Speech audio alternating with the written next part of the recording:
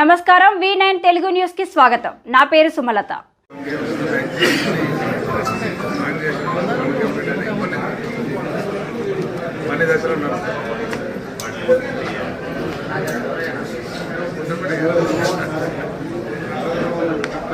ఎన్నికల సందర్భంలో ఎన్నికల ముందు ప్రారంభించిన పనులను ఆపివేయాలని ఎన్నికల సమయంలో చేపట్టిన బిల్లులు ఇవ్వమని అంటే మంజూరు లేకుండా ఓట్లు వేయడం కానీ ఎలక్షన్ టైంలో ఏ పనులు చేసింది కదా దాని బిల్లులు ఇవ్వడం ఆపేస్తాం. అది ఎన్ని ఎలక్షన్ స్టంట్ సార్ అది అధికారులు లీగల్ ఏమంటే ఏది కరెక్ట్ అది చేయండి సార్.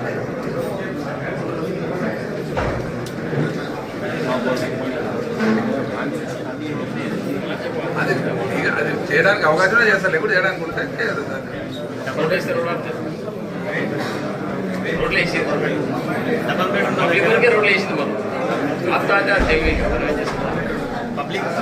నిరుపేదల డబల్ బెడ్రూమ్ల గురించి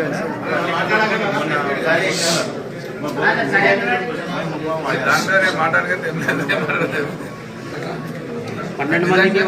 12 మందికి వంచారు లీగల్గా, మిగతా ఎవరికి వంచలేదు. వాటిని మళ్ళీ రివ్యూ చేసి అర్హులకు ఇస్తాం. ఎవరైనా కోరుకుని అర్హులకి ఇవ్వాలని నేనప్పుడే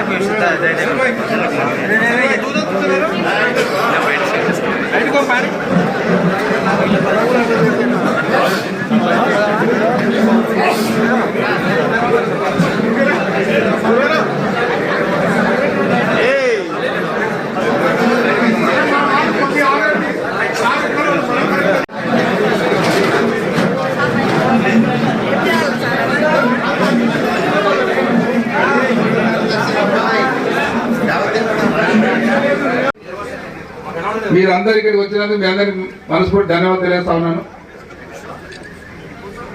మొన్న జరిగిన శాసనసభ ఎన్నికల్లో మరి మీరందరూ కష్టపడి పనిచేసిండ్రు.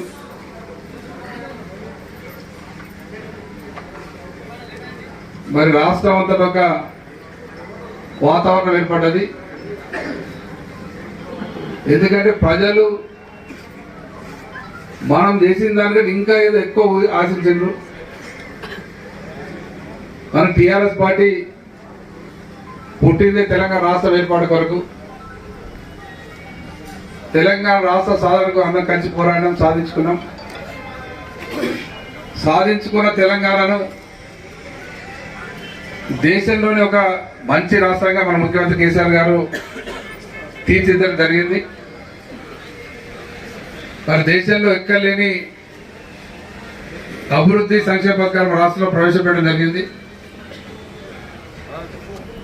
ముఖ్యంగా రైతులు రాజు చేయడానికి ఎన్నో కార్యక్రమాలు చేపట్టడం జరిగింది. బీద ప్రజల అభివృద్ధి కొరకు ఎన్నో సంక్షేమ పథకాలు అమలు చేయడం జరిగింది.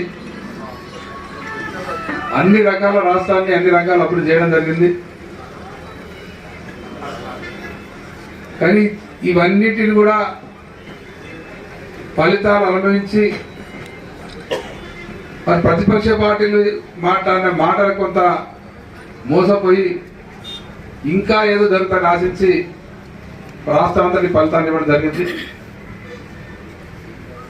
మరి మీ అందరికీ కూడా మనస్ఫూర్తిగా ధన్యవాదాలు తెలియజేస్తున్నాను. కష్టపడి పనిచేసినందుకు. మనకు అధికారం కొత్త కాదు, ప్రతిపక్షం కొత్త కాదు. తెలంగాణ రాష్ట్రం కోరు పోరాట సందర్భంగా ఏ అధికారం లేకున్నా అందరు కష్టపడి పోరాట రాష్ట్రం సాధించుకున్నాం. తెలంగాణ వచ్చిన తర్వాత కూడా ప్రజలు అధికారాన్ని కట్టబెడితే దాన్ని మనం అధికారంగా భావించలేదు. మనకేదో పవర్ వచ్చింది, మాకు అధికారం వచ్చిందని విరమిగలేదు. ఈ 10 సంవత్సరాలుగా ప్రజల కొరకే కష్టపడి పనిచేసినాం. ప్రజల అభివృద్ధికి పనిచేసాం, రాష్ట్ర అభివృద్ధి పనిచేసాం, మన ప్రాంత అభివృద్ధి పనిచేసినాం.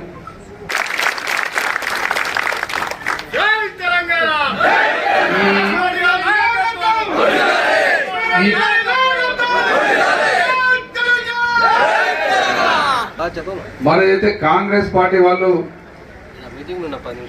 ప్రజలకు ఇచ్చిన హామీలు ఏవైతున్నాయో, వాగ్దానాలు ఏవైతున్నాయో వాళ్ళు ఇచ్చిన సమయం వరకు మనం ఏం చూద్దాం. ముఖ్యంగా 6 గ్యారంటీలని ఊదరగొట్టి ప్రజలను మోసం చేసిండ్రు. 100 రోజులు టైం చెప్పిండ్రు. తప్పకుండా 100 రోజుల వరకు మనం వెయిట్ చూద్దాం. 100 రోజుల్లో ప్రజలకు అది అమలైతే సంతోషం, కాకుంటే ప్రతిపక్ష పార్టీగా మనం ఏం చేయాలో నిర్ణయం తీసుకుందాం. 6 గ్యారంటీలు 100 రోజులు చెప్పారు, కానీ ఇంకా కొన్ని మల్తనాలు చేస్తామని చెప్పారు. వాళ్ళ రాహుల్ గాంధీ గారే మా ప్రభుత్వం వచ్చిన నెక్స్ట్ డేనే 2 లక్షల రూపాయలు రుణమాఫీ చేస్తామని మాట్లాడడం జరిగింది. రైతు బంధు 10,000 తీసుకోకండి, మా ప్రభుత్వం వస్తేనే 15,000 ఇస్తామని చెప్పడం జరిగింది. మరి మొట్టమొదటి వాళ్ళు మాట తప్పిండ్రు. దాన్ని కూడా మనం మనం వేచి చూద్దాం. ఇది మన పార్టీ పాలసీ కూడా. ఎందుకంటే ప్రభుత్వం ప్రజలు అధికారం ఇచ్చిన వాళ్ళకు కొంత సమయం కూడా మనం ఇవ్వాలి చేయడానికి. ఇక్కడ మన కాన్స్టిట్యూన్సీలో కావచ్చు, రాష్ట్రాలే కావచ్చు, వాళ్ళు చేసిన వాగ్దానాలు, వాళ్ళు చేసిన హామీలు అవి అలవిని కానివి. కానీ వాళ్ళు ఇప్పుడు మాట్లాడుతున్నారు ఏంటంటే మొత్తం అప్పులపాలు చేసిపోయిండ్రు అని మాట్లాడుతున్నారు. అప్పులు అనేటివి అన్ని రాష్ట్రాలు ఉంటాయి, దేశాలు ఉంటాయి. మనం అధికారం రాకముందు అప్పులు ఉండే. ఇప్పుడు అప్పులు అనేటివి ఎవరికంటే వాళ్ళకి ఎట్లాంటి వాళ్ళకి ఇయ్యరు. దానికి పరిమితి ఉంటుంది. ఆ పరిమితికి తగ్గట్టే రుణం ఇవ్వడానికి అవకాశం ఉంటుంది. ఇవన్నీ కూడా అప్పులు ఎన్ని ఉన్నాయి, ఆదాయం ఎంత, అన్నీ కూడా కాంగ్రెస్ పార్టీకి తెలుసు. ఎందుకంటే వాళ్ళ అసెంబ్లీలో ప్రతిపక్ష పార్టీ, అసెంబ్లీలో రెగ్యులర్ చర్చ జరుగుతుంది. ఎంత ఆదాయం ఉంది, ఎంత అప్పులు ఉన్నాయి, భవిష్యత్తు ఎంత ఆదాయం వస్తుంది, రెగ్యులర్ చర్చ జరుగుతుంది.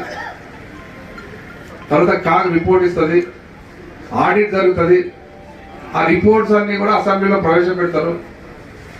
అవన్నీ కూడా ప్రతిపక్ష పార్టీలు చూసుకొని మరి అవన్నీ తెలిస్తే హామీలు ఇచ్చారు. మరి హామీలు మీకు తెలిసి హామీలు ఇచ్చి ఇప్పుడు అప్పులు అనే మాట అనేది మీ చేతగాంతనం నిదర్శనం. అంటే తప్పించుకోవడానికి ప్రయత్నం చేయడానికి మన మీద దొబ్బడానికి ప్రయత్నం చేస్తూ ఉన్నారు. పరిమితికి లోబడే అంటే ఏ రాష్ట్రమైనా ఎంతంటే తప్పు తీసుకోవడానికి ఉండదు. ఆ పరిమితి ఉంటుంది. కేంద్ర ప్రభుత్వం దాన్ని అనుమతిస్తేనే అప్పులు ఇస్తారు. ఇట్లా అన్ని రాష్ట్రాల్లో అప్పులు ఉంటాయి. మనకంటే చాలా రాష్ట్రాల్లో ఎక్కువ అప్పులు ఉన్నాయి. దేశం కూడా అప్పులు ఉన్నాయి. మన ఉదండాపూర్ రిజర్వాయర్ చూసిన కొంత రైతులు మాట్లాడారు. అరే ప్రతిపక్షాలు అప్పులు అంటారు, మరి కేసీఆర్ ఇంత పెద్ద పని చేస్తున్న అప్పులు కావా? ఎవరి కొరకు చేసిన అప్పులు మన కొరకే కదా. నిజానికి అది అప్పు కాదు, పెట్టుబడి. ప్రాజెక్టులు కడితే దాని ద్వారా భవిష్యత్తులో ఎన్నో రకాల లాభాలు జరుగుతాయి కాబట్టి పెట్టుబడి ఉంటుంది దాని అప్పన. ఈ రకంగా కేసీఆర్ చేసిన కార్యక్రమాలన్నీ తెలిసి కానీ మీ గవర్నమెంట్ వస్తే ఏం చేస్తా మీరు ఊహించి ఆలోచన చేసే మీరు హామీలు ఇచ్చారు. అన్ని తెలిసి హామీలు ఇచ్చి ఇప్పుడు తప్పించుకోవడానికి ప్రయత్నం లేదంటే అప్పుల పాలు చేశారు, అప్పుల పాలు లేదని చెప్పడానికి ప్రయత్నం చేస్తున్నారు. కానీ మనకు తెలిసి ఉండాలి, ప్రజలకు తెలిసి ఉండాలి. కేవలం వాళ్ళు సోషల్ మీడియా వాడుకొని కొన్ని యూట్యూబ్ ఛానల్ ద్వారా రకరకాల లేని ఉన్నాయని ప్రజలకు నేర్పి చెప్పి మరి ఏదో రకంగా వాళ్ళు ప్రభుత్వానికి రాగలిగారు. మరి వాళ్ళు ఇచ్చిన హామీలన్నీ నెరవేరిస్తే చాలా సంతోషం. మనం దానికి కొన్ని రోజులు వెయిట్ చూద్దాం. నెరవేర్చినప్పుడు వాళ్ళు వెంబడి పడతాం. రాష్ట్రమే కాదు, జడ్చర్ల నియోజకవర్గంలో నోటుకు వచ్చిన అబద్ధాలు మాట్లాడి నోటుకు వచ్చిన హామీలు ఇవ్వడం జరిగింది. ఉదాహరణకు ఉదండాపూర్ రిజర్వాయర్ ముంపు గ్రామాల ప్రజలకి, ఆ రైతులకు ఇంతకుముందు ఇచ్చిన దాన్ని కాకుండా ఇంకా 10 లక్షలు ఎక్స్ట్రా ఇప్పిస్తని దేవుని మీద ఒట్టేసి వాగ్దానం చేయడం జరిగింది.